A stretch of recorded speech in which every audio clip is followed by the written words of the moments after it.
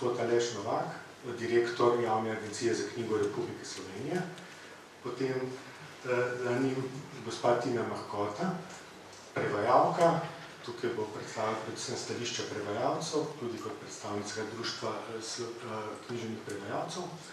Slovenija od leta 2003 svobodnjakinja, prej zaposlena na Filozofski fakulteti, direktorica Mestne knjižnice Ljubljana, magister Jelka Gazvoda, ki se je danes že predstavila svojim referatom, seveda, pa tudi gospod dr. Andrej Blatnik, pisatelj, urednik, profesor, in pa naš gost iz Srbije, magister Marjan Marinković, ki smo ga tudi že spoznali. Tako da,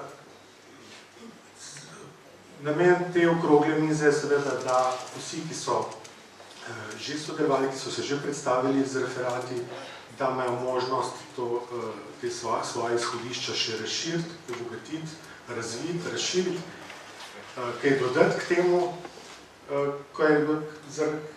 kar ni bilo možno zaradi določenih časovnih omejitev, ki se jim pač ne moramo izogniti, in pa seveda objema, ki se še nista imeli možnost predstaviti svojih stališč, da seveda ta stališča predstavita prav na tej okrogli mizi. In pa seveda ste vabljeni k sodelovanju tudi vsi udeleženci, da potem, ker tudi prej niste imeli možnosti zastavljati vprašanj po posameznih referatih, da to storite zdaj po zaključku okrogle mize, ko bomo skušali čim bolj izčrpno pač obdelati vsa vprašanja, ki nas čakajo. Pa bi začel kar s prvim vprašanjem, in sicer glede obsega vrednotenja. Mislim, da kar v nekaj referatih smo se dotaknili tega vprašanja. In sicer knjige za odrasle, vizavi knjigam za otroke. Zdaj, če je mladinsko in pa otroška literatura še nek obvladljiv obseg, 1000 knjig, kot smo slišali, in pa že nek uveljavljen sistem, se tukaj seveda sproži najprej vprašanje, kaj zdaj tukaj pri književnosti za odrasle uvrstiti prednostno na ta seznam knjig, na ta korpus, ki bi ga bilo treba ovrednotiti za potrebe knjižnic. Zdaj, gospod Rugel je že opozoril na to, da seveda, če to razširimo področje, če izven leposlovja, da se seveda znajdemo pred nerešljivim problemom nepreglednega obsega. Po drugi strani pa seveda že samo leposlovje, pri številkah, ki smo jih navajali, že 120 kandidatov za nagrado Kresnik.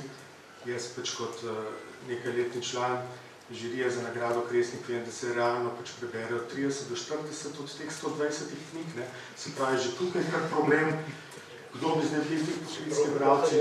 Potem gospod Rugel je opozoril tudi na problem pri pesniških zbirkah, pri sploh kdo bi pregled nad vsemi samoizdanimi, samozaložniškimi projekti na področju pesništva.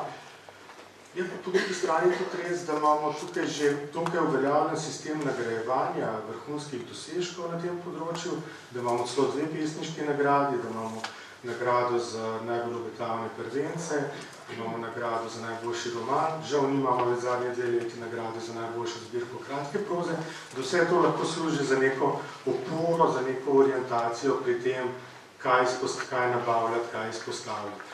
Sprav, da je mogoče, tukaj bi se pa dotaknil tistega, kar je izpostavil dr. Blatnik, da so mogoče tukaj bolj občutljiva področja tista, ki se nekako izmaknejo tem, ki so manj recenzirana, ki niso pokrita z nagradami, pa so po drugi strani zelo množično izposojene. Tako da bi vas najprej povabil k temu, da predstavite svoje stališča glede tega, v kakšnem obsegu je ta cilj sploh uresničljiv, smiselen in realen. Pa bi mogoče kar začel tukaj z gospodom Novakom. Pa ker ta mikrofon je zame. Lahko tukaj. Dela, dela. Počkajte tega. Nekaj bi moral. Dobar dan. Najprej uvodoma nekaj takih statističnih podatkov, ki so sicer relativno dobro poznani v Sloveniji, letno izdamo tam Zdaj je številka, kot je povedal kolega Blatnik, nekoliko padla na 5800 naslovov letno. To je izjemna knjižna produkcija, od tega tam okoli 3000 knjig v ožjem pomenu. Recimo, mi na javni agenciji za knjigo letno podpremo približno 300 naslovov. Ta trend iz več razlogov pada, zlasti zaradi tega, ker se zmanjšujejo proračunska sredstva v zadnjih letih in ne želimo podfinancirati projektov, ker to povzroča erozijo kvalitete in v tem smislu tudi nekoliko zmanjšujemo število podprtih knjig. Tako da je v letošnjem letu, mislim, da 302 naslova, da sta podprta. To je izjemna produkcija.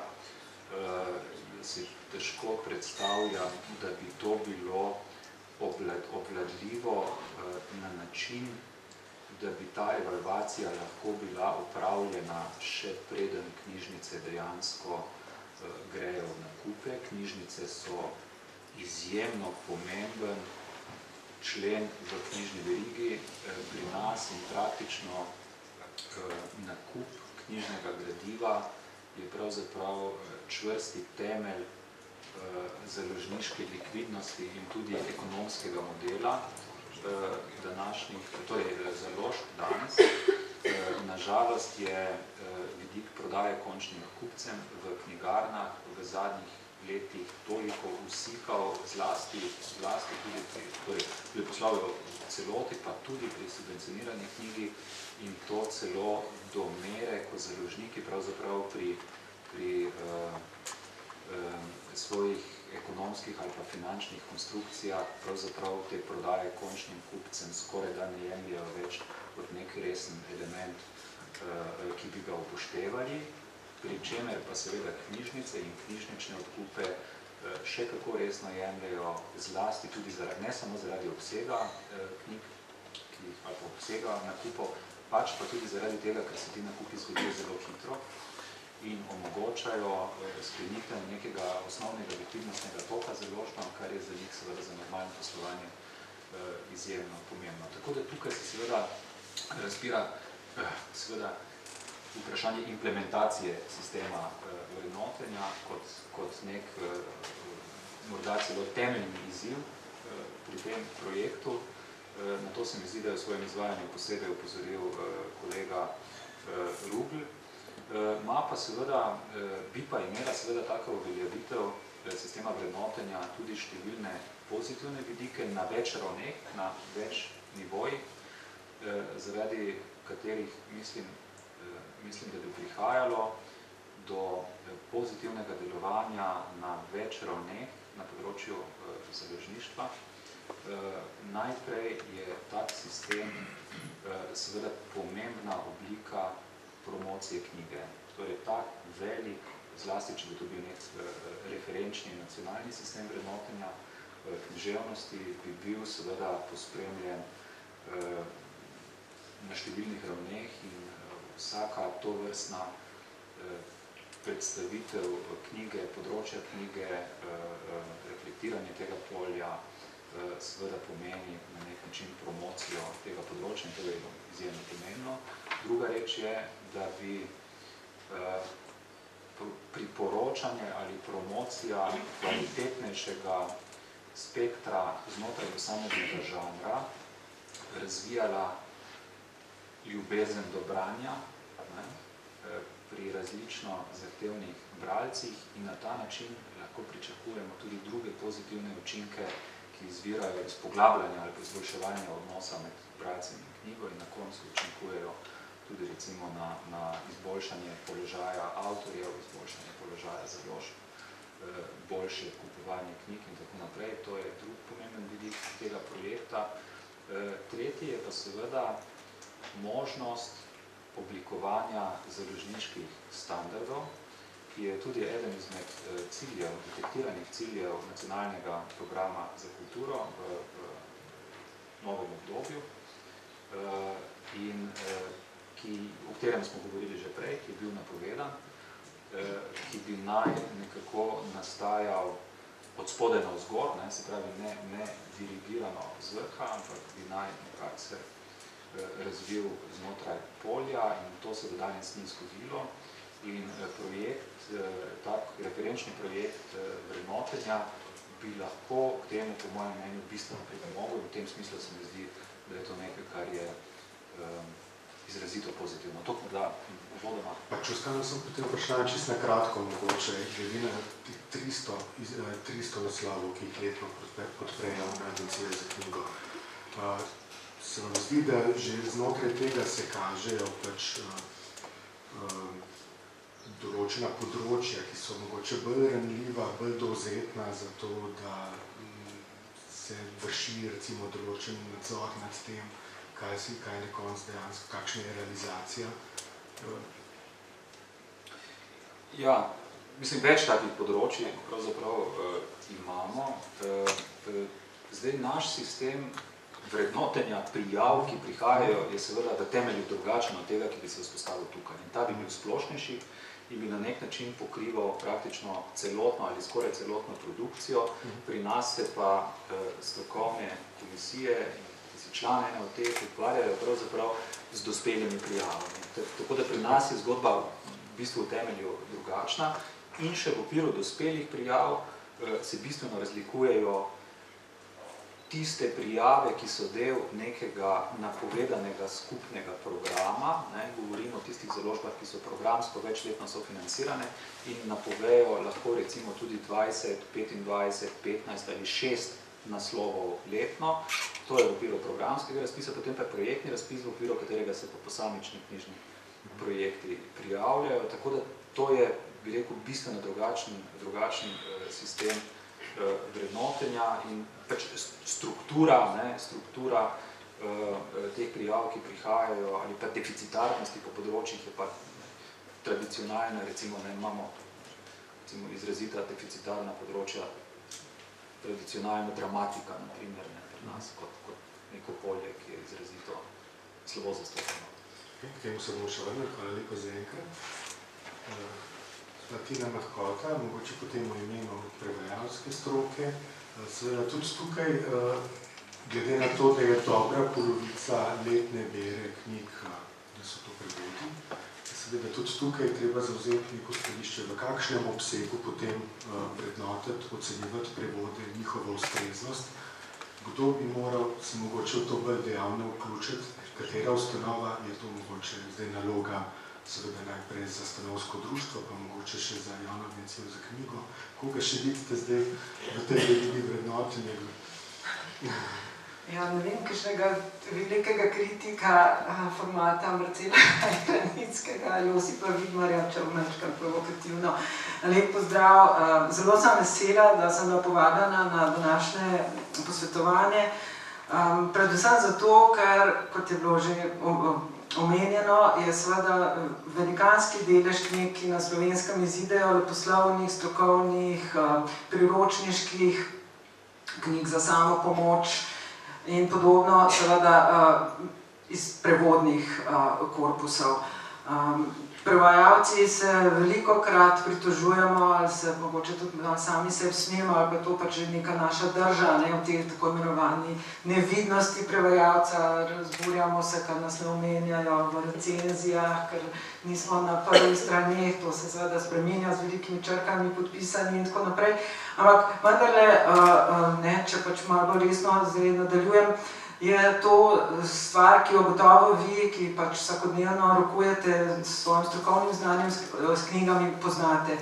In je seveda ta velik korpus, ki zdaj v zadnjih, recimo 20 letih prevodne književnosti v slovenščini nas spremlja nekaj zelo, zelo posebnega. Namreč, sama, naj še to pač vmes dodam, govorim predvsem v svojem imenu. Sem sicer članica Društva slovenskih književnih prevajalcev, Sem predvsem praktik, prevajam leposlovje, kvalitetno, če se smemo tako reči, ali pa recimo visoko literaturo, zelo rada tudi kaj za mladino, za otroke, skratka poskušam pokrivati čim širši spekter in seveda ogromno dramatike. Nekaj časa sem se tudi kar zelo ukvarjala s temi tako imenovanimi traduktološkimi prevajalskimi študijami. In na začetku, recimo, ko sem jaz začenjala s prevajanjem in tudi z raziskovanjem prevajanja, je nekako veljalo, da je znak kakovosti neke knjige to, da je prešla skozi te varuhe pri vratih nekega literarnega sistema, da je knjiga vstopila iz tujega literarnega sistema v našega, ga bo zelo verjetno tudi obogatila. Znani so seveda številni primeri, kako so pač od 19. stoletja naprej do 20. prevodi vplivali na potem slovensko prozno ali pesniško ustvarjanje. In je to bil nekako, ko se je pač zdelo, že nek garant za neko kakovost. No, če pogledamo zdaj, to velikansko število naslovov, zlasti te trivialne ali popularne literature, bi pač ta teza verjetno več ne zdržala.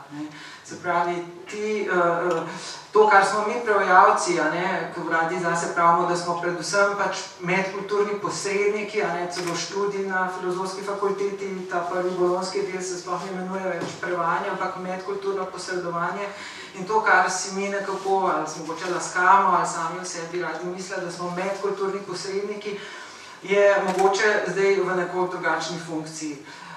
Sama recimo sem se danes čutila še posebej zelo nagovorjeno in vsakeč, ko je ta beseda zazvenela, sem v njej našla beseda izbira. Ker recimo ena od definicij prevajanja je natanko to, da je prevajanje, kot če marsikatera seveda človeška dejavnost, nenehen proces sprejemanja odločitev, izbiranja. Lahko se pa tole reče tudi takole, kako se bom zdaj odločila.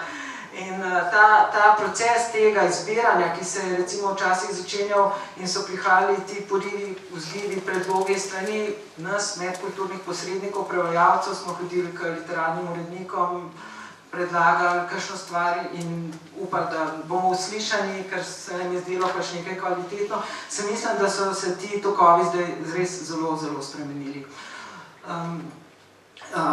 Tudi seveda, zaradi situacije, v kakršni smo, sama, kot je povedal Urban, sem 12 let zdaj že na svobodi, sem pač pustila akademski poklic in se iz ljubezni do literature in dramatike samo s tem ukvarjam. Sem mogoče še v nekakšnem tem privilegiranem položaju, da večinoma lahko sooblikujem tudi recimo programe založb določenih zbirk, mogoče pa je to seveda bolj izjema zdaj kot pravilo. In seveda ljudje, ki prihajajo na ta trg, kjer se nas zdaj res ogromno gnete, ki pač moramo si zaslužiti pač za svoj obstoj, so zelo težko v položaju, da bi zavračali neke predloge, ki pač prihajajo strani založnikov, samo zato, ker bi pač s tem kršili, ne vem, svoje estetske, etične in tako naprej standarde. Tako da jaz mislim, vi ste tudi nekako na to speljali, da seveda neki kriteriji za to, recimo tako imenovano visoko literaturo, umetniško, so zelo izdelani, recimo v vseh komisijah, kjer presojajo o tem, kdo bo dobil subvencijo, kdo bo dobil delovno štipendijo, je to zelo, zelo formalizirano, 20 točk za že kakovost besedila samega, za reference prevajalca, založbe in tako naprej. Ampak to ima seveda nek daljši učinek, ni mogoče tega potem vezati na to, kaj se bo potem naročalo recimo v knjižnicah. Tako da s tem sistemom mislim, da v tem velikanskem korpusu si kaj zelo veliko ne bi mogli pomagati.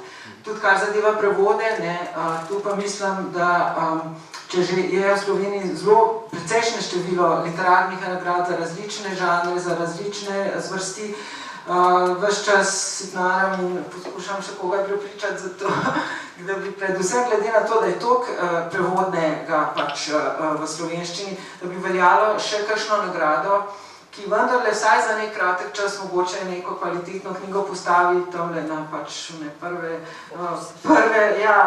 panoje in tako naprej. Skratka, prevajanje je tako raznoliko, mi imamo samo Sobretovo nagrado, Nimamo nagrade za prevajanje poezije, za prevajanje recimo poljudno-znanstvenih knjig in še posebej, ne, ker je ogromno otroških knjig, ogromno slikanic, sama pač imam doma hčerko in seveda vedno najprej, ker še me nekaj pogledam, kdo je to prevedel, ne? Nujno, ne, kakšna nagrada, kakšno vrednotenje tudi za prevajanje mladinske, otroške knjige, kar seveda upravlja tudi sistem pač Zlate hruške. No, to mogoče za zdaj. Torej, še vedno smo na neobvladljivem področju številnih knjig, ki vsako leto izidejo in kako jih zdaj ustrezno razvrstiti in pa ovrednotiti.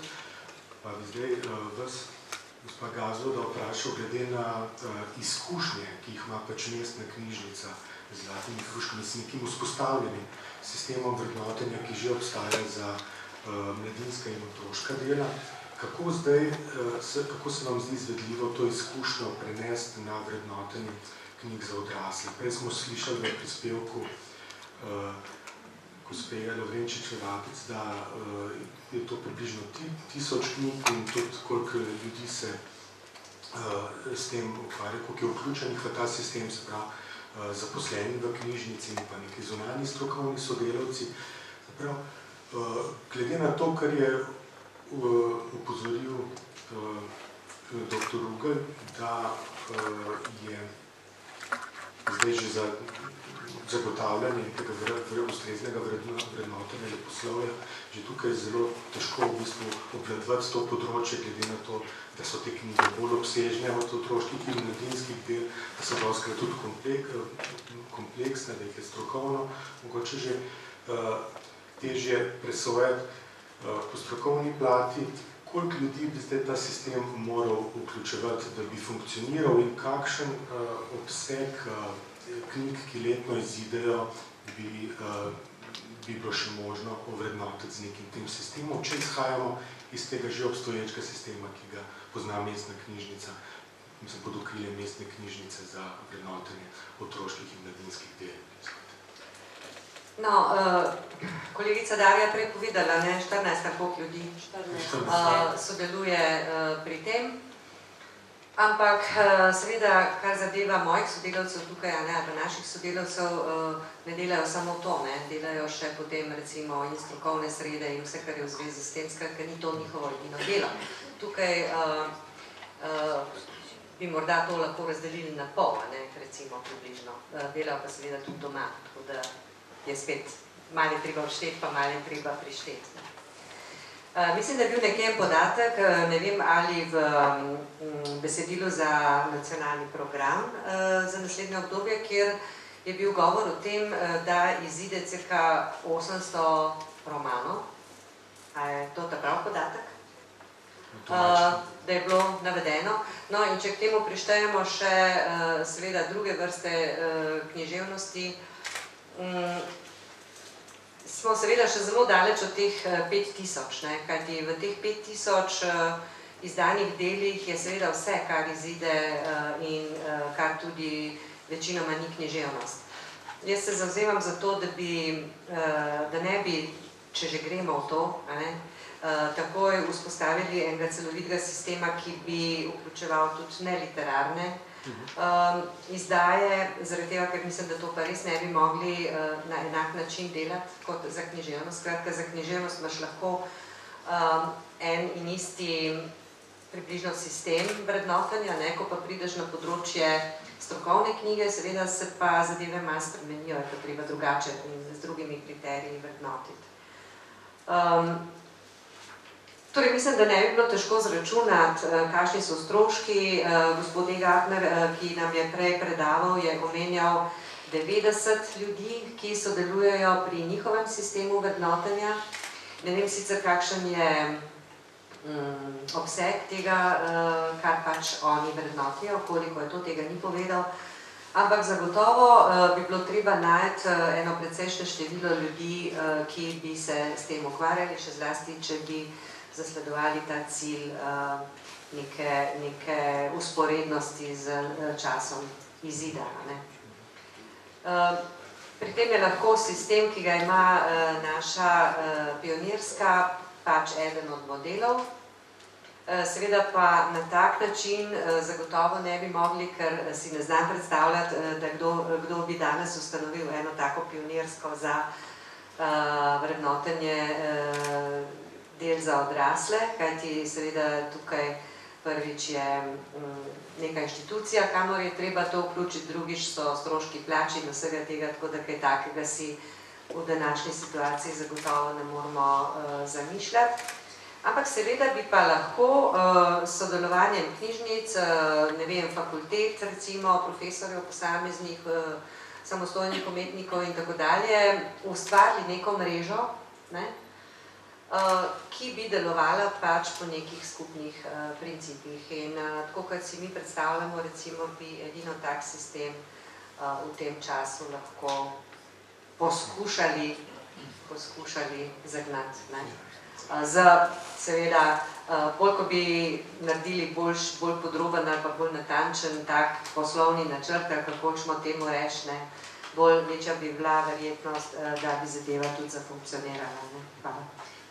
Ravno v navezavi na avstrijski model, ki smo ga danes poznali, ker tam pač ni te omejitve samo zgolj literarna dela, tukaj smo v referatu lahko zasledili, da so tukaj tudi druga področja zastopana, tudi ekologija, politika in tako naprej, tako da se ta omejitev se ne zdi zdaj sama po sebi že toliko samoumevna, je pa seveda treba se še vseeno omejiti na neko še obvladljivo področje. Pa že tukaj seveda nastopijo težave, predvsem glede tega financiranja in koliko ljudi bi lahko ta sistem vključeval. Pa bi zdaj gospoda Blatnika vprašal, se navezal prav na to, po vašem mnenju, koga bi zdaj ta sistem moral še vključevati, čigav glas bi moral biti še tukaj slišan in upoštevan, da bi prišli do optimalnih rezultatov pri vrednotenju. Direktor javne agencije za knjigo je zelo dobro rekel na začetku, da težko bi bilo, oziroma skoraj da neokusno bi bilo odstavljati standarde od zgoraj, neke določene založniške standarde, seveda javna agencija lahko postavi za knjige, ki jih sama financira, ne pa za kar vse knjige vobče. Običajno se standardi regulirajo nekako tržno. Zelo zanimivo je, da ponovadi se reče, če je nek izdelek slab, da ga ne kupimo. Za knjige to ne drži. Zdaj jaz sem hotel pokazati, da veliko večino knjig, ki se v Sloveniji kupijo, vsaj neposlovnih knjig kupite prav vi mislim, predstavniki splošnih knjižnic, morda je tukaj ta zaznava standardizacija premejhna. Seveda se pa strinjam s tem, da morda to ni edini subjekt, ki naj bi tukaj sodeloval in tudi ravno že vzpostavljeni model vrednotenja otroške in mladinske književnosti pokaže, da dobro je, da pri tem sodelujejo različni dejavniki v knjižnem polju. Ne bi bil tako zelo zadržan, sam spremljam, kadarkoli padem v obup, da v Sloveniji nihče več ne bere, kar se mi občasno zgodi. Si grem pogledati edini resni knjižni forum, Knjižni molje, in tam vlada recimo neka blazna diskusija zdaj o tem, kateri romani so najboljši. Nisem vedel, kolega Volk je prej rekel, 30 romanov približno prebere se v žiriji. Tam je precej ljudi, ki so očitno več kot 30 romanov v letošnji ponudbi pobrali. Skratka, kako je šele v popularni literaturi, je kar nekaj ljudi, ki so pripravljeni diskutirati. Njihova mnenja mogoče niso strokovna, so pa kljub temu imajo določeno veljavo. In prepričan sem, da s časom bi se uveljavljali tudi strokovnjaki za določena področja, ki zdaj niso kritiško in literarno-znanstveno podprta. V Ameriki imate zdaj kar precej doktoratov iz žanrskih knjig, o Stephenu Kingu so celi simpoziji, pred 40 leti jih ni bilo. S časom se te stvari generirajo, ko se za to ustvari neka določena družbena potreba. In jaz mislim, da ta družbena potreba v Sloveniji danes obstaja. Osnovni paradoks, ki ga jaz vidim za tiste, ki vas dopoldan ni bilo, je v tem, da se pravzaprav najmanj vrednoti tisto, kar se najbolj bere, torej popularna literatura. To je po svoje tudi veliko zapravljanje javnega denarja, mimogrede. Spomnil sem se še nekaj, ko sem govoril o tem, kaj se prodaja. Točno je približno 3000 do 3500 knjig jemljemo resno. To so običajno rečemo, da so resne tiste knjige, ki so prodajane v knjigotržkem sistemu. Ampak četrti največji založnik po številu naslovov pred 2 letoma v Sloveniji, njegovega imena ne bom navedel, ne deluje več, je izdal večino ne večino, ampak velik del knjig od 100 najbolj branih knjig in tudi ta založnik najprej sploh ni prodajal svojih knjig v knjigarniški mreži, jih je prodajal samo knjižnicam. Paradoks, založnik je prodajal neko, bom rekel, zastarelo zgodovinsko romanco in bil kompletno financiran z javnim denarjem, za razliko od knjig, ki dobivajo javno podporo in ki so financirane do 70%. To je en zanimiv slovenski fenomen investicije javnih sredstev. Gospod Marinkovič, med projekti mestne knjižnice, Beograjske mestne knjižnice, sem opazil tudi projekt nagrade, ki jo vsako leto, se mi zdi, podeljujete najboljši med najbolj branimi knjigami v knjižnici. Se pravi, to vidim tudi kot nek projekt, ki pač nekako združuje oba vidika. Dostopnost širšemu krogu ljudi, pa recimo popularnost, branost in pa seveda tudi določeno literarno kvaliteto. Kakšne so izkušnje s tem projektom? Taj projekat, to u stvari nije projekat, već jedna književna nagrada, to jest nagrada biblioteke i ne biblioteke grada Beograda, nego Narodne biblioteke Srbije. To je nacionalna nagrada, nekada je bila na nivou Jugoslavije. Reći ću iskustva, s obzirom da sam bio u žiriju za dodeljivanje te nagrade, no pre toga bih želeo da kažem nešto što mislim da je jako bitno kad razgovaramo o ovoj temi, a to je da apsolutno treba da budemo svesni u kom kontekstu knjižnice funkcionišu danas. Znamo svi kakvi sistemi vrednosti, barem u Srbiji, ja pretpostavljam da su stvari slične, evo vidim na osnovu izdavaštva, barem ovde, knjižnice, to je biblioteke su postale jedno, naravno one koje dobro rade i tu ima različitih primera, ozbiljne biblioteke, ozbiljne knjižnice su praktično ostale jedina mesta koja se bore za neku objektivnost i za zaista neko, koliko je to moguće, objektivno vrednovanje književnosti. Sam status nagrada je dosta devalviran.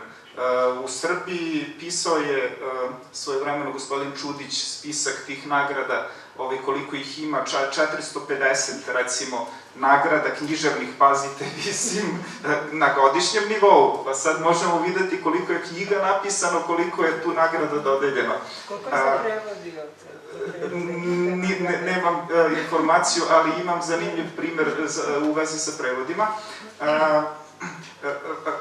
Nagrada koja je važila za najugledniju nagradu, Ninova nagrada, i koja još uvek važi u Srbiji, je jako problematična iz godine u godinu. Niz kritika se upućuje na romane koji dobijaju Ninovu nagradu. Znači, postoji jedan sistem generalno vrednosti u kojem živimo, koji je prilično izvitoperen. I sada u tom sistemu treba probati da napravimo kakav takav podsistem koji bi na pravi način vrednovao književnost.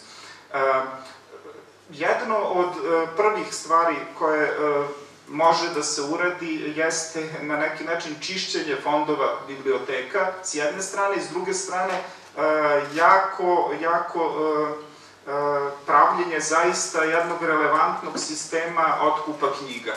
Znamo da izdavači, evo čujem i ovde u Srbiji je to apsolutno tako, ovi se uzdaju u otkup knjiga, jer ukoliko im knjiga ne prođe na otkupu za biblioteke, oni su sa tim izdanjem završili otprilike.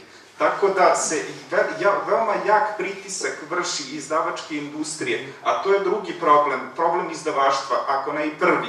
Kada govorimo o vrednosti književnosti koja se objavljuje, izdavači su ti koji su na prvom mestu. Kvalitet izdavaštva jedne zemlje itekako, ako ne ključno, utiče na vrednost koja će se kasnije putem biblioteka širiti kao posrednika, širiti na čitaoce i na građane. Znači, u jednom sistemu gde je izdavaštvo jako loše, barem je u Srbiji takva situacija, gde ne postoje više elementarne vrednosti izdavačke delatnosti, jako je teško napraviti kasnije neku drugu vrednost. Evo primer za prevodilaštvo, skoro sam pozajmio jednom prijatelju glumcu knjigu Starac i more Hemingwaya iz biblioteke, trebalo je da napravi audio knjigu, ima ugovor sa nekom izdavačkom kućom. I on mi je vratio tu knjigu posle par dana i rekao je, Marine, šta si mi ovo dao, pa ovo je katastrofa. Ja nisam ni gledao, meni su tamo kolege dale tu knjigu, ja mu pružio, pretpostavljajući da to je kao Starac i more, to je to. Međutim, ispostavilo se da tu uopšte nije naveden prevodilac, a da je prevod katastrofalan, znači ne zna se šta je tu urađeno. Dakle, trebalo bi uspostaviti prvo zaista precizne standarde u vezi sa opremom knjige za biblioteku, u vezi sa prevođenjem knjiga, jer se svašta prevodi. Studenti prevode, jedan od najuglednijih izdavača, znam dobro kako rade, zato što sarađujem sa njima i preko sajma knjiga, pošto sam i tamo bio angažovan 3 godine.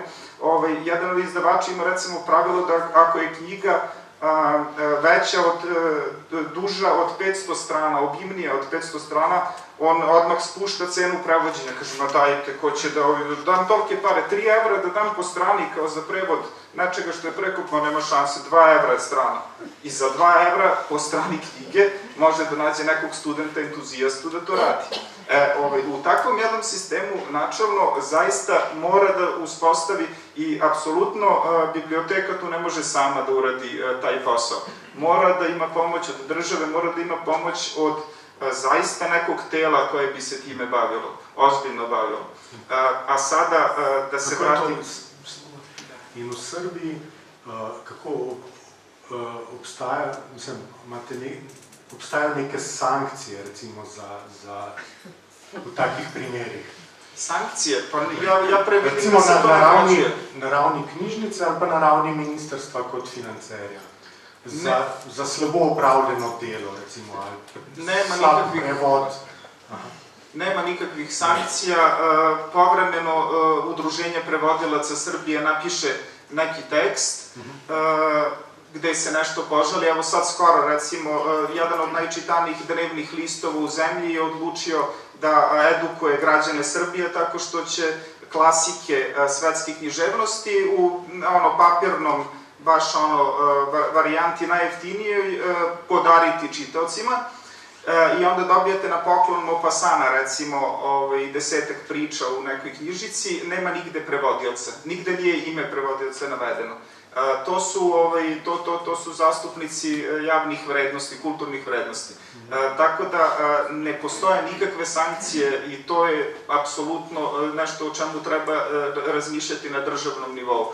Tako da definitivno ta hijerarhija ne bi trebalo da ide ni od ozgo na gore, ni od ozgo na dole, nego bi jednostavno sinergijom ozbiljnih aktera, zajedničkim radom moralo nešto da se uradi. Ovo što je gospođa Gazvoda rekla, to umrežavanje, je stvar koju vidim kao veliki potencijal. Ima stručnih bibliotekara. Ja znam, barem u Srbiji, znam 15-ak bibliotekara koji su ozbiljni pisci ili filozofi.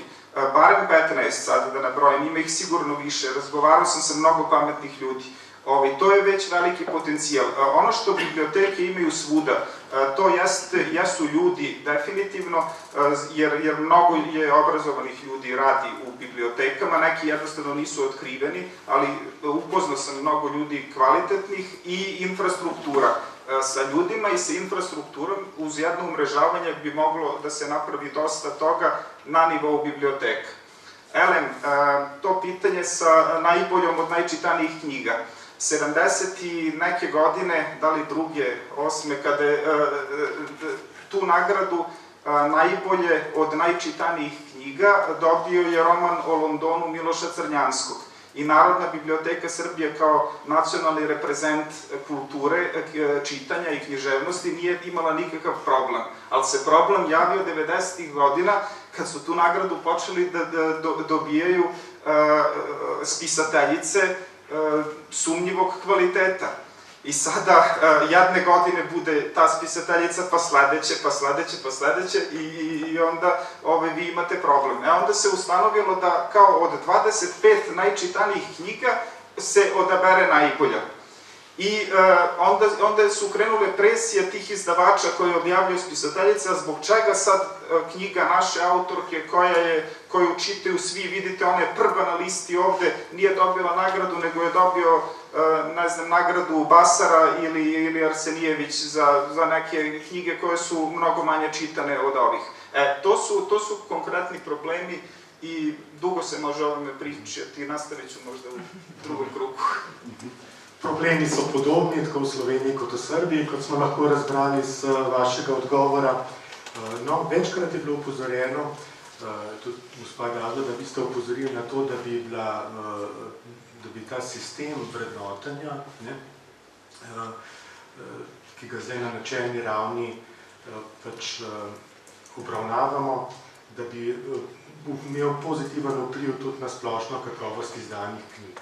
Ker zdaj večkrat je pač na mestu očitek, da se preveč tudi recimo strokovne komisije v različnih ustanovah, da se seveda ukvarjajo predvsem s tem, seveda tudi zaradi nekih časovnih omejitev, z vlogami, ki prihajajo na razpise, kjer seveda producenti, prijavitelji, izvajalci obljubljajo marsikaj, končni rezultat je pa seveda veliko slabši od tega, kar je bilo vsebovano v prijavi. Kako se zdaj spopadati s tem problemom? Ta pogled nazaj je vendarle nujen. Kaj je bilo dejansko narejeno, da bi se te izvajalci, ki pač ne opravljajo svojega dela, tako kot se od njih pričakuje, bili na nek način vendarle sankcionirani in da bi to se pač, da bi imeli to neke posledice, pustili neke posledice pri nadaljnjem odločanju. Mogoče tukaj, če se kar omejimo na javno agencijo za knjigo, gospod Novak, kako se vam zdi, da bi v pogojih trenutnega delovanja se lahko kosal s tem problemom? Najprej se bojim, da je to nek bistveno širši problem slovenske kulture in javnega financiranja projektov na področju kulture. Mi imamo, po moje, problem na dveh ravneh. Prvi je, da se pri nas strokovna evalvacija, tudi na JAK-u, dogaja zlasti na ravni prve selekcije. Se pravi, na ravni izbora projektov, ki jim bomo namenili javna sredstva, to strokovne komisije opravijo in s tem končajo svoje delo v tej prvi fazi.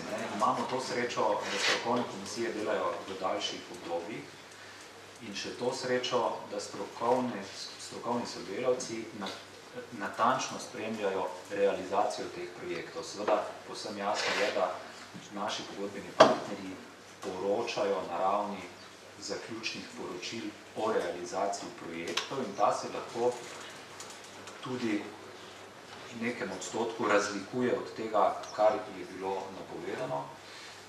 Ampak je seveda jasno, da je veliko lažje imeti kvantitativne kot kvalitativne vidike opravljenega dela in pri kvantitativnih običajno ni bistvenih problemov ali odstopanj, lahko se pa ta odstopanja pojavljajo pri kvalitativnih. In tukaj je potem zadeva bistveno odvisna od angažmaja, strokovne usposobljenosti obeh deležnikov, ki sodelujete v tem procesu. Najprej je to strokovna komisija, za katero se pričakuje, da sprotno in poglobljeno spremlja produkcijo, o kateri odloča.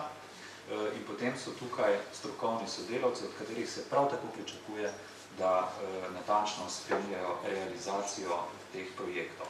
Če bi želeli delovanje na področju kulture v tem vidiku izboljšati, bi morali rešiti problem resne kadrovske podekipiranosti, ne govorim zdaj samo pri nas, ampak govorim splošno, generalno, in pač tega, da to počnemo na pol volonterski ravni. Torej tega, da strokovni sodelavci, strokovne komisije dobijo za ta relativno velik obseg dela v bistvu simbolično nadomestilo in seveda od tega jasno nihče seveda ne more živeti daleč od tega in to je brez dvoma problem.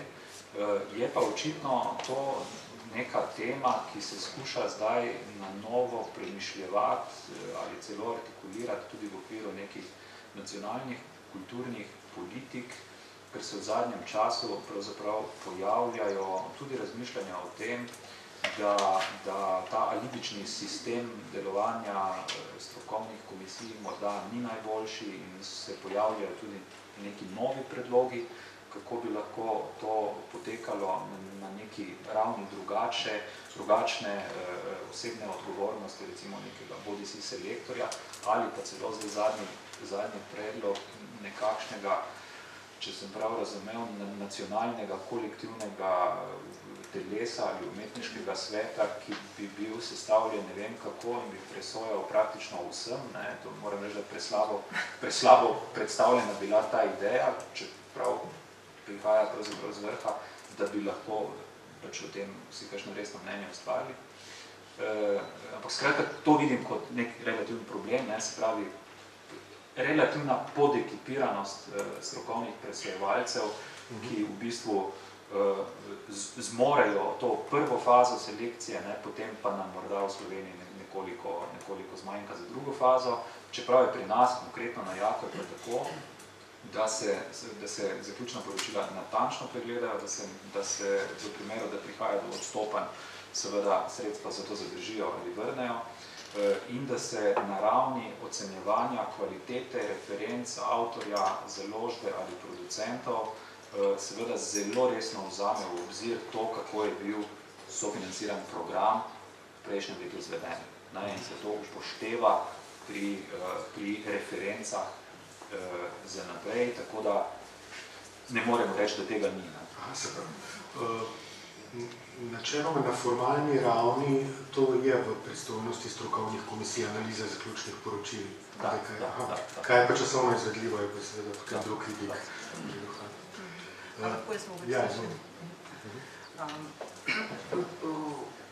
Ko teče beseda, zdaj se bom spet vrnila na prevode, na prevajanje, je seveda treba biti majčkano bolj tudi pravičen v enem smislu in sicer ta, da ta poplava recimo slabih, hitrih, instantnih prevodov je seveda posledica tega, da z mladimi, z prevajalci, ki si utirajo pot praktično na založbah, nihče več ne dela. Mi, ki smo pač imeli še to srečo, smo imeli odlične urednike, tresoč sem hodila po prve, tiste, ki so mi vračali vse popisano in tako naprej.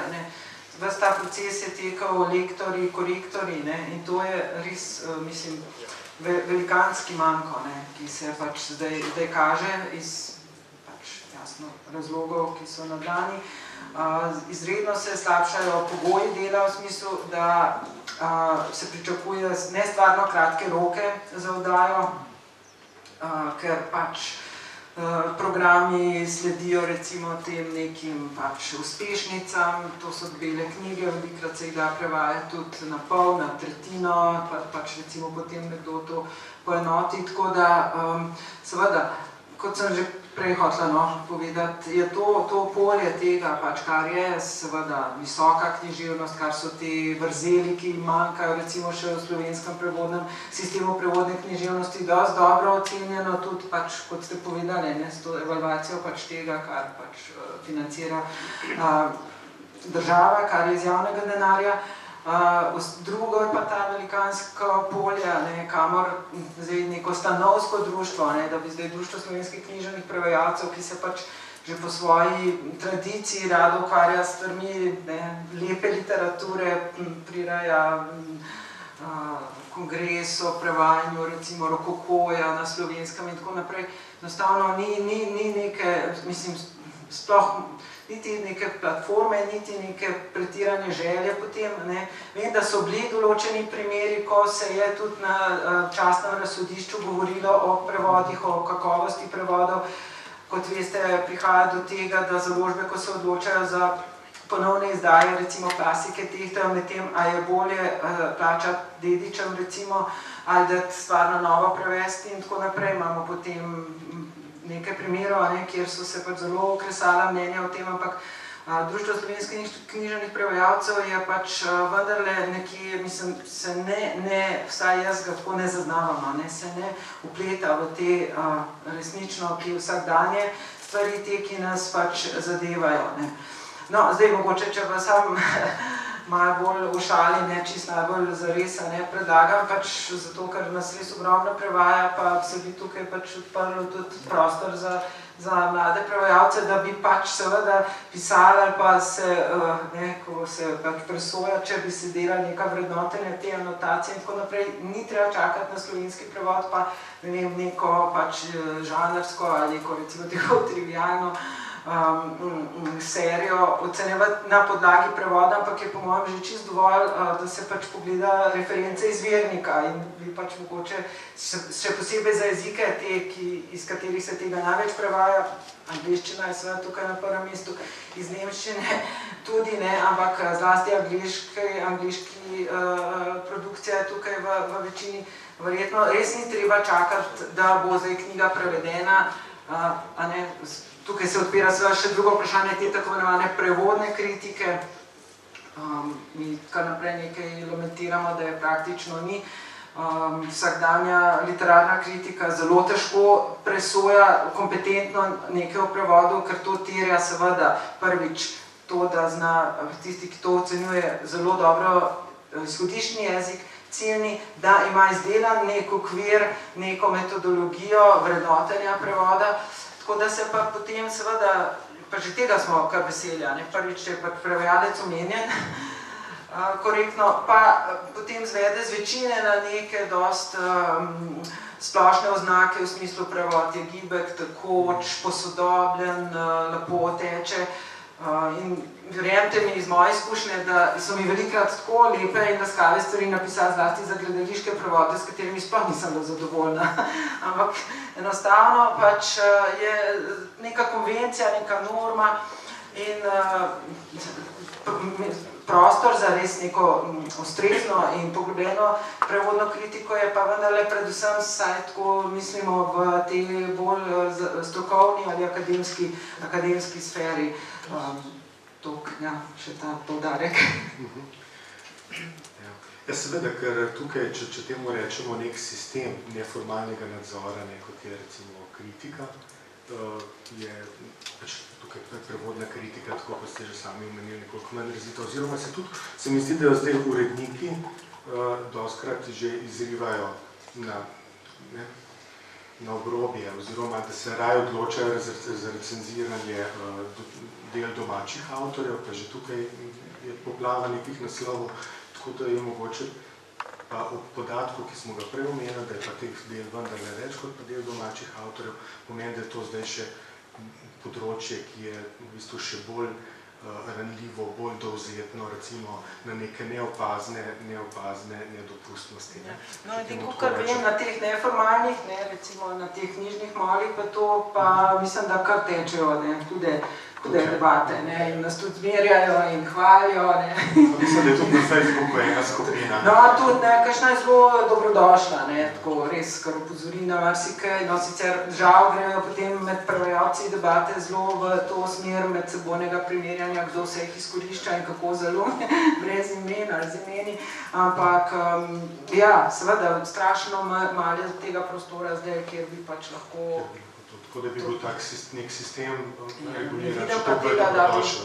Društvo slovenskih knjižnih prevajalcev, ali da bi mi imeli neko lestvico, ali da bi recimo založniki najemali samo nas, ki smo člani društva, mislim, da je to popolnoma, mislim, sploh nikoli, to nikoli sploh tudi ni bilo, mislim, ampak... Točnih učinkov, da sploh. Hvala. Gospa Gazvoda, vi ste omenili, da ste se oprli tudi na podatek, da pač tukaj literarna kritika ni zadosten kriterij tukaj, oziroma da tukaj prvič zato, ker je subjektivna, in drugič zato, ker je tudi neažurna, se pravi, da se tukaj neka knjižnica ne more po eni strani opreti pravočasno, pa tudi zanesti, ker to pač ni neko objektivno mnenje zavezujoče, na kritiške sodbe. In zdaj, kako pa ocenjujete, kako bi lahko se to vrednotenje opravili, še preden se izvršijo te ključni postopki. Prej je gospod Rugel v svojem izvajanju je analiziral tudi potem število odkupljenih naslovov za mladinska dela, ki so bila slabo ocenjena, recimo. Se pravi, da bi dejansko potem to vrednotenje tudi imeli ustrezen učink v samem knjižničnem sistemu, bi pa seveda pri odkupu, pri številu odkupov, ki je nekako že prvo vrednotenje, ki ga knjižnica opravi. Ja, zagotovo. Jaz sem v bistvu tudi poudarila to, da se prvi izbora naredi, preden ti knjigo kupiš za knjižnico. In ravno zaradi tega se mi zdi, da pač vsi ti sistemi, ki temeljijo na ekspertizi določenih strokovnjakov, nikoli ne zajamejo celotne produkcije.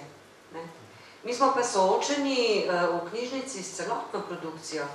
Ni problem toliko pri manjših knjižnicah, ki imajo malo sredstev, pa kupijo, ne vem, 2-3 tisoč knjig vsega skupaj, ali pa 5 tisoč enot. Mi kupimo letno 90 tisoč ali pa 80 tisoč knjig.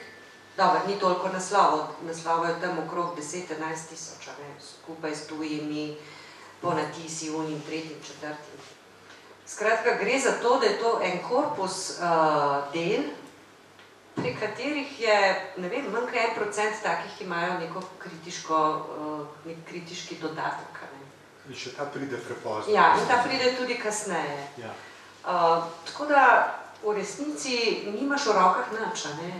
In zaradi tega se mi zdi zelo zanimivo, da to, kar je danes pokazal kolega Miro, recimo sistem OCLC, ki gre v bistvu v smeri desubjektivizacije ocenjevanja. Skratka, uvaja neke kriterije, katerih temelj ni literarna kritika ali pa neka osebna bralna izkušnja ali pa nekaj, ampak preprosto določeni podatki v knjigi. Vesela, žalostna, taka, una, tretja, lepo teče jezik, jezik je tak. In skratka, ste videli, 50 kriterijev, 20 kriterijev, 10 kriterijev na vsako temo. Kar pomeni, da se v bistvu tisti strokovnjak, ki to delo ocenjuje, ne rabi niti javno, niti nejavno pravzaprav opredeljevati do celotnega dela. On ga samo označi. Je to, je to, je to, je to. Podobno je pokazala Luana pri dobrih knjigah.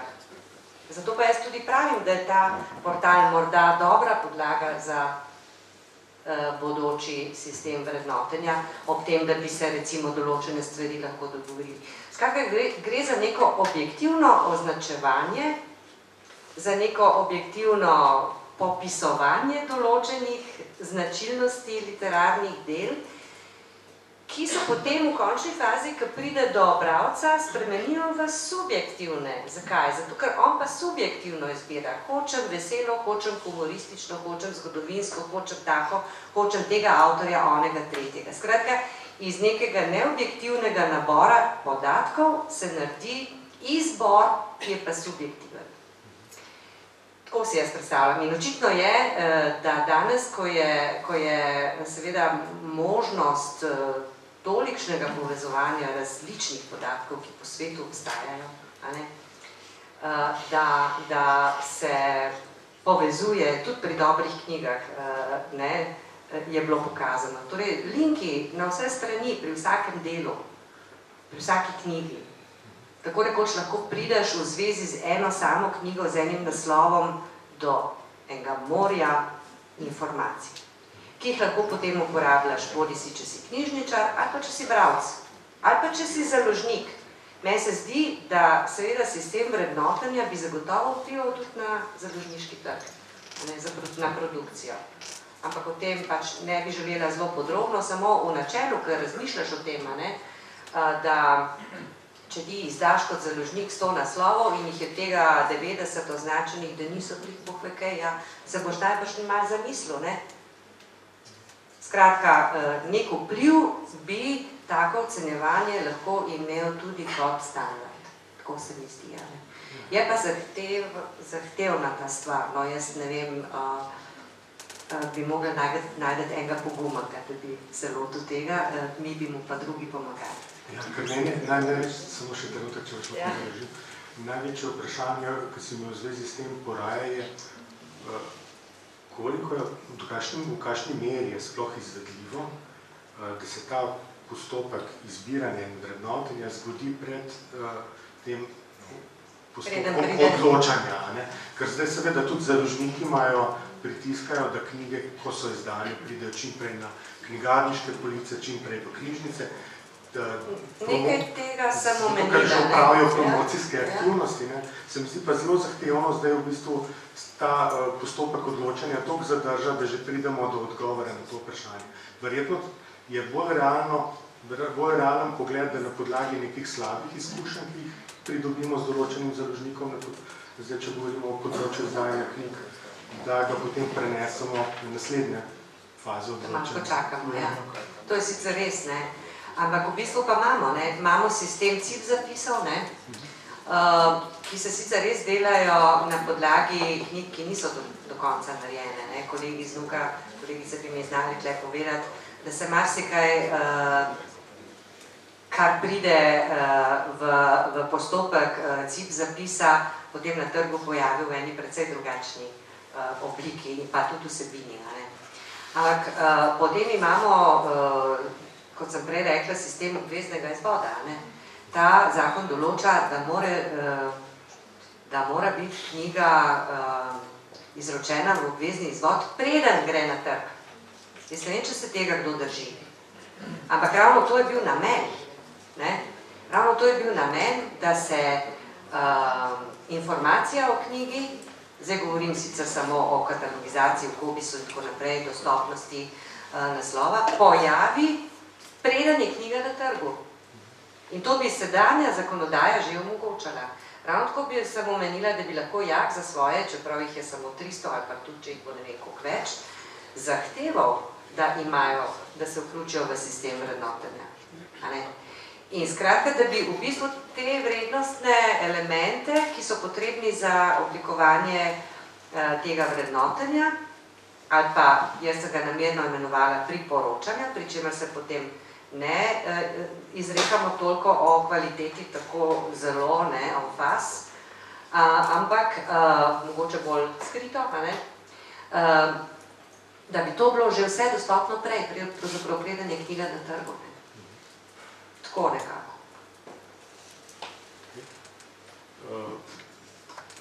Gospod Blatnik, vi ste v svojih izvajanjih že večkrat...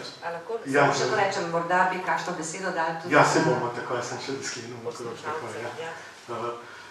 Vi ste večkrat v svojih izvajanjih opozarjali tudi na v bistvu prikrito subvencioniranje, če tako reče, se pravi, da so recimo neka popularna čtiva, čeprav kljub vprašljivi kvaliteti že s knjižničnimi odkupi posredno subvencionirane. Zdaj, zanimivo bi se bilo v luči vprašanj o tem sistemu vrednotenja, o katerem se danes načelno pogovarjamo, vprašati tudi o tem, kako se izogniti potem tem anomalijam. Zdaj smo rekli, ta pogled nazaj je ključen, ali pa ta presoja, preden pride do neke ključne odločitve, kaj uvrstiti na police. Kako zdaj videti, kje se kaže odgovori na to vprašanje oziroma možne rešitve? Za začetek bi se zelo strinjal s tem, ker je bilo pravkar rečeno, da bi ta sistem vrednotenja zelo vplival na založniško politiko, vendar z dodatkom, če bi imeli takšne materialne posledice za založnika. Torej, če knjižnice njegovih knjig ne bi več kupovali v taki meri. Ta dodatek je praktično nujen. Zdaj, kar se tiče Samih meril ne bi citiral, gledamo po novinah kolega Uroša Zupana, ki mu pridejo na delavnico ljudje, ki se hočejo naučiti poezijo in on za začetek pravi, razlagajo, kakšna poezija jim je všeč, on za začetek pravi, lahko si izbereš avto, s kateri se boš peljal, ali bo to štirikolesni pogon, ali bo kabriolet, ali bo džip, ali kaj bo, ampak osnovno je, da ta avto vozi, nekaj mora ta avto voziti, preden se boš lahko kam pripeljal. Zdaj v slovenskem knjižnem sistemu je knjig, ki vozijo pravzaprav zmeraj manj, ali pa vsaj vozijo z velikimi zatikanji. Zakaj do tega prihaja? Iz različnih razlogov. Zdaj ti si omenila svoja učna leta, Tina, kako si hodila k Nemara Vasi Cerarju, ki je popravljal tvoje prevode, ne omenimo urednika. Vasja Cerar je seveda uredil recimo 5 knjig letno. Njegov kolega danes na Mladinskih knjigi jih uredi 20 in bojim se, da jih bo čez 3 leta uredil 80 v tem času, kot poznam Mi bomo pa tudi strategijo. Vi jih boste pa tudi prevedli, to več, seveda. Zato ni kriv samo grdi kapitalist, ki hoče maksimizirati in dokončno iztržiti vse, kar mora iz enega človeka, ampak tudi to, da prvi letnik zbirke 100 romanov je leta 67 tam nekje izšel v nakladu 24.000 izvodov, zdaj tekoči letniki primerljive zbirke moderni klasiki izhajajo v nakladi 400 izvodov. Torej, možnost tega, koliko se lahko posamezni naslov vloži, je tudi objektivno manjša, če gledamo čisto tržnih kriterijih. In res se sprašujem zdaj, kako je možno v bistvu vsem dosegati neke, bomo kar skromno rekli, minimalne standarde. Zdaj, najbrž se mi zdi, da ponovadi, ko gremo v gostilno, zahtevamo, da meso, ki ga postrežejo, ne gnije. S knjigami včasih morda nimamo tako velikih zahtevkov, se mi zdi, marsikaj si sposodim, ker vidim, da nekako ni lektorja, če gremo na čist, ne bomo govorili zdaj tudi pri velikih založbah, ne samo pri meni. Da ne bomo šli zdaj v narcisizme drobnih razlik, pa boljša popularna ali kanonična literatura ali tako. Že na čisti osnovni proizvajalni ravni so ti standardi sorazmerno skromni. In tukaj zdaj, koliko vem, je zanimivo to vprašanje hitrosti vključevanja knjig v knjižnično ponudbo. Za Hrvaško mislim, da imajo oni odkup po izidu knjig, se prijavijo za odkup v knjižnični sistem. Mislim, če ste pričali, če sem vas prav dobro razumel, je v Srbiji podobno. Založnik knjigo izdaja in potem to knjigo knjižnice kupijo ali pa tudi ne. Se prijavijo na tečaj. Kolega, gospod Marinković, kakšna je zdaj situacija v Srbiji? Kako u vezi sa otkupom knjige? Da, to se prijavljaju oni za otkupi, onda nešto se kupuje, a nešto ne, to kako sam prije shvatio. To je menjano u posljednjih par godina i dalje su velike pritužbe na sistem otkupa. Komisije su, izbacili su od pre 2 godine tu mogućnost da biblioteke traže određene naslove koje smatraju da im trebaju. Zašto su izbacili? Sad je to ta priča opet o demokratičnosti i slično. Zato što su mnoge biblioteke tražile knjige koje su manje literarne vrednosti. Određenom ministru se svidelo to tako i to je tako išlo, a onda sledećem se to nije svidelo pa je onda izmenjeno. Znači, suština je, čini mi se, ostala s obzirom na to da čujem i drugu stranu, to jest biblioteke koje su nezadovoljne jer dobijaju knjige koje ne odgovaraju strukturi njihovih čitalaca. Znači da problem ipak nije rešen, problem je kompleksniji. I zato smatram da nisu nađeni dobri kriterijumi još uvek za odabir knjiga. To je jako bitno, suštinski bitna stvar, napraviti zaista kvalitetan sistem za odabir knjiga, izbaciti recimo u startu sve ove knjige koje nemaju osnovne standarde i u fizičkom smislu i u kvalitetu prevoda, recimo lekturu i korekturu, to možete na prste nabrojati izdavače koji tome posvećuju ozbiljnu pažnju. Kada bi se u startu tome pristupilo jako oštro, ne bi bilo toliko problema, ostalo bi mnogo manje naslova za kasniji odabir. Na taj način bi se i sami izdavači naterali jednostavno da počnu da obraćaju pažnju na kvalitet svojih izdanja. Tako da bismo dobili još jedan dodatni efekt. In še prihranem bi nekaj denarja, ki bi ga lahko usmerili v to, da se ocenjuje stvari, namesto da se odkupuje tisto, kar je v bistvu pomanjkljivo oziroma neustrezno. Jaz bi želela repliko na to, čeprav ne želim, da se debata v bistvu odvija v to smer, torej kaj trenutno poteka v sferi nakupa knjižnic. Ampak jaz v vsakem letnem poročilu, ki ga oddamo na IPES in tudi našim ustanoviteljem, posebej poudarjam, da javna sredstva, ki jih dobi knjižnica, se na tak ali drugačen način prelijejo v slovensko gospodarstvo. Javna sredstva, ki jih dobimo za knjige in pred leti, ko recimo takrat, ko je bila Slovenija nekako na vrhuncu razvoja, je naša knjižnica dobila za knjige skoraj 1,5 milijona evrov letno. To se pravi, 1,5 milijona evrov je šlo k založnikom javnega denarja. In to je normalno. Kaj pa naj knjižnice pravzaprav počnejo? Knjižnice morajo kupovati knjige. Sredstva, ki smo jih imeli za nakup računalnikov, so šla pak v firme, ki so se ukvarjale z računalniki.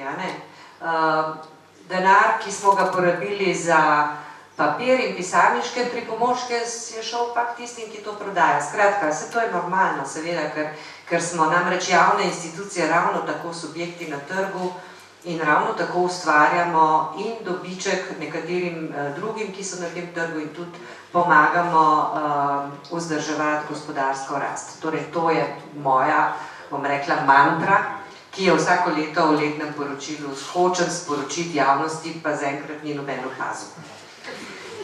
Skratka, gre za to, da denar, ki ga mi porabimo za knjige, je denar davkoplačevalcev, ki so tudi naši bralci in ki vsi vplačujejo v slovenski proračun. Zato mi tudi a priori zavračamo slovenske knjižnice na splošno. Kolegica Vesna, ki je predsednica združenja, mi bo gotovo pritrdila, da absolutno zavračamo kakršenkoli sistem organiziranega odkupa knjig. Skratka, da bi knjižnice lahko kupovali samo tisto, kar bi nam nekdo vnaprej odobril. Založniki bi se pa seveda grebli že pred tem, da bi v ta sistem prišli. Torej, mi se s tem ne strinjamo, mi želimo sami izbirati gradivo in bomo seveda naredili vse, da bo to tudi tako ostalo. Ob tem pa, da seveda z ocenjevanjem, ki ga pa danes pač nekako poskušamo rekla, v mislih si postaviti nek izhodiščni načrt, pa seveda lahko pripomore k temu, da bodo knjižnice imele lažjo izbiro za odločanje. In zato lahko tak sistem tudi pripomore k izboljšanju splošnih standardov na strani založnikov. Tako da na drug način želimo doseči isto, kot smo prej, s tem, da nobenega bralca pravzaprav kot državljana ne izločamo. Če jaz hočem brati neko za nič plažo, tisto, kar vsi pravijo, da je slabo, jaz to pravico imam.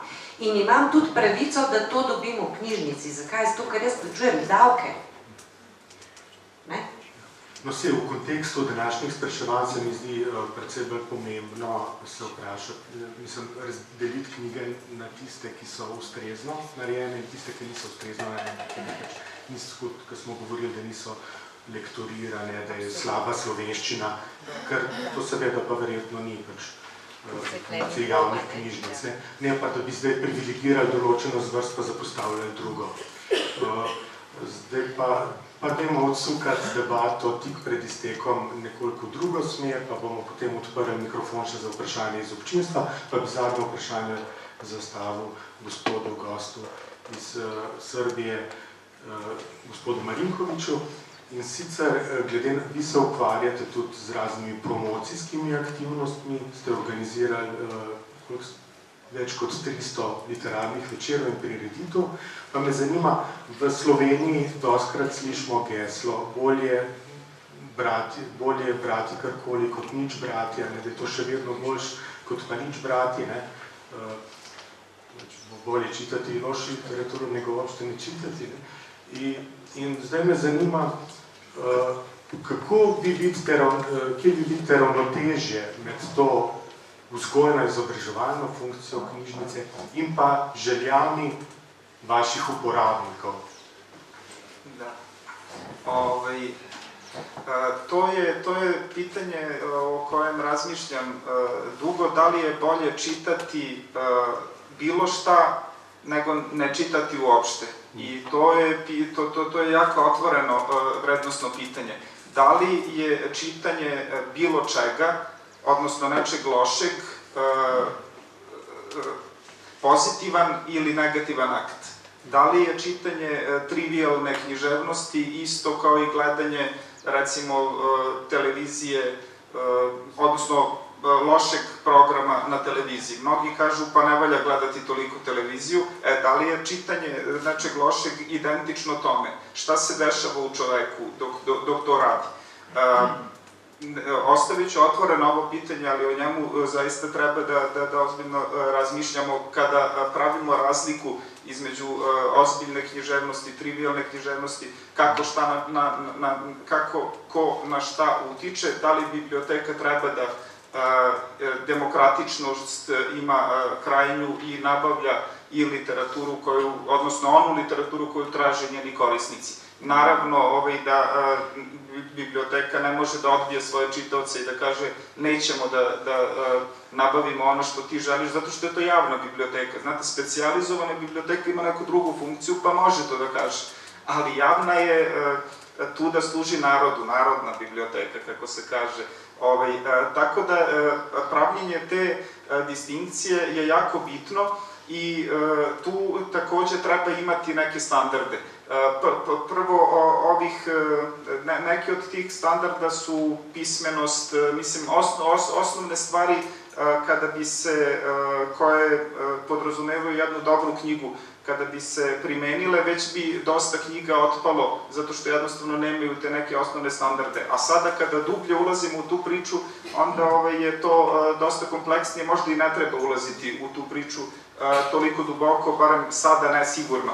Ja bih samo umesto nekog konkretnog odgovora rekao u minut vremena jedan koncept koji sam spomenuo, koji je još jednom prikazan, to jest misija tog koncepta Opening the Book, naime, koji na jedan drugačiji način pristupa izgradnji čitalačke publike. To je kompanija koja se zove Opening the Book, za one koji nisu čuli, koja se bavi, koja je jedna od prvih, otprilike u Evropi, pokrenula priču sa razvojem čitalačke publike i njihov koncept jeste da fokus se pomera sa knjige, znači ne priča se više o tome da li je neka knjiga dobra ili ne, na čitaoca, odnosno na čitanje, na kvalitet čitanja.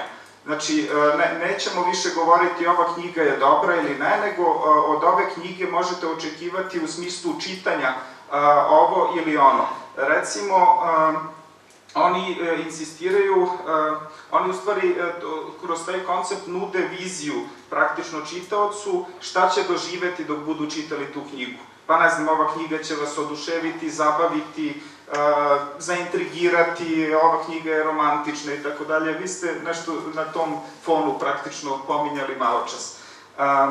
Druga stvar, oni imaju sad nekoliko projekata. Recimo, jedan je bite-sized, čitanje na gric, recimo, prevod. Recimo, taj projekat podrazumeva da se čitaocima ponude neki kratki romani, stručna literatura, različiti žanrovi, knjige koje su po obimu, recimo, kratke, i sada za one, recimo, poslovne ljude koji hoće nešto na brzinu da pročitaju, koji žele nešto da pročitaju, ali kao nemaju vremena, pošto su sve knjige kao debele mnogo, oni njih na taj način animiraju da nešto čitaju. Potom imaju koncept take your seat. gde govore koje knjige praktično su za određenu situaciju. Ne znam, čitanje za 3 izjutra, čitanje za fotelju, kao tu su neki klasici, ili ovo se čita kada idete na putovanje, tako nešto. Sad, to je recimo ta priča i generalni njihov stav jeste da knjige ne treba kao pilule, kao lekove, kao recept preporučivati, nego treba u stvari kod samog čitaoca, kod korisnika biblioteke izazvati želju da eksperimentiše. Znači, ako neko dođe, ako neko čita stalno, uzima jednu istu ljubavnu, trivialnu, ne znam kakvu već, u stvari ljubavno ne mora bude trivialno, neku istu vrstu literature, recimo neku trivialnu, vi mu ne morate reći, sad uzmi Schopenhauera da čitaš, nego ga na fin način, i obuku su prolazili bibliotekari kako to da rade, na fin način mu skrenuti pažnju, podstaći kod njega tu želju za eksperimentisanjem. Eto, to je jedan pristup o kojem se isto može razmišljati, a za koji sam mislio da je bitno da se spomene u ovom kontekstu vrednovanja književnosti putem biblioteka. Hvala.